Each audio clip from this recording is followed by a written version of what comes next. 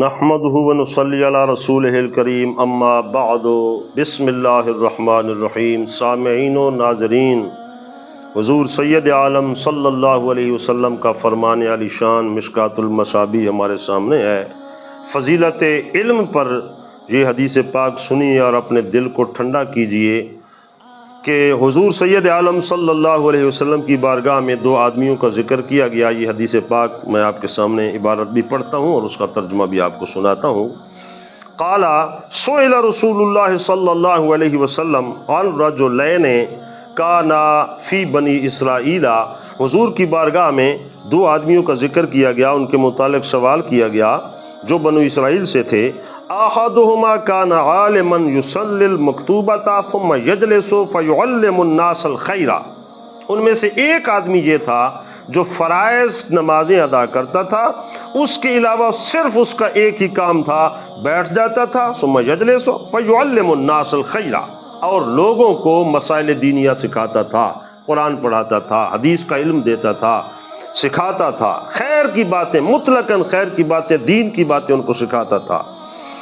اور دوسرا والآخر یصوم النہار ویقوم اللیل، اور دوسرا آدمی ایسا تھا جس کے پاس یہ پڑھنے پڑھانے والا کام تو نہ تھا، اس کے علاوہ وہ سال کے سارے دن روزے رکھتا تھا اور ساری راتیں جاگتا تھا، عشاء سے صبح تک قائم اللیل جس کو کہتے ہیں عبادت کرتا تھا۔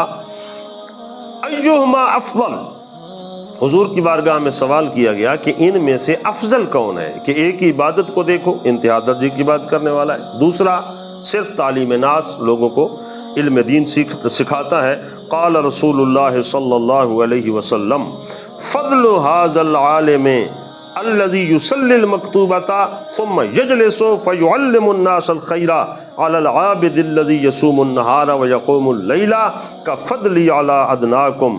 سبحان اللہ، حضور نے فرمایا اس عالم کی فضیلت جو فقط مکتوبہ فرائض نماز ادا کرتا ہے اور اس کے بعد بیٹھ جاتا ہے اور لوگوں کو خیر کی باتیں سکھاتا ہے، علم دین سکھاتا پڑھاتا ہے، درس و تدریس کرتا ہے، قرآن سکھاتا ہے، اس کی فضیلت اس عابد پر جو سارا سال روزے رکھتا ہے نفلی اور سارے سال کی راتوں کو جاگ کر گزارتا ہے، نوافل پڑھتا ہے، تہجد پڑھتا ہے، ساری رات قرآن کی آیات کی تلاوت کرتا ہے۔ حضور نے فرمایا اس عالم کی، اس عابد پر فضیلت ایسے ہے کہ فضلی علی ادناکم، جیسے اللہ نے مجھے فضیلت دی ہے تم میں سے ایک ادنا ترین شخص پر۔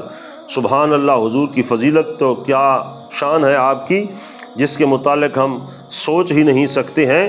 جو دنیا میں سب سے اونچے درجے والے انبیاء کی جماعت ہے، تو انبیاء سے کہیں وراء الورا مراتب اللہ تعالیٰ نے اپنے نبی محتشم صلی اللہ علیہ وسلم کو عطا فرمائے ہیں، تو امت کے ایک ادنا ترین شخص پر آپ کو کتنا کمال حاصل ہے اور کتنا علو مرتبہ حاصل ہے، جس کے متعلق ہماری تو سوچ بھی وہاں تک نہیں پہنچ سکتی ہے۔ فرمایا ایک عالم جو معلم الناس ہے، لوگوں کو خیر کی باتیں سکھاتا ہے، دین رسول اللہ کا پہنچاتا ہے اور اس میں کوشش میں رہتا ہے، تو اس کی فضیلت اس عبادت کرنے والے پر اتنی اللہ تعالیٰ نے عطا فرمائی ہے۔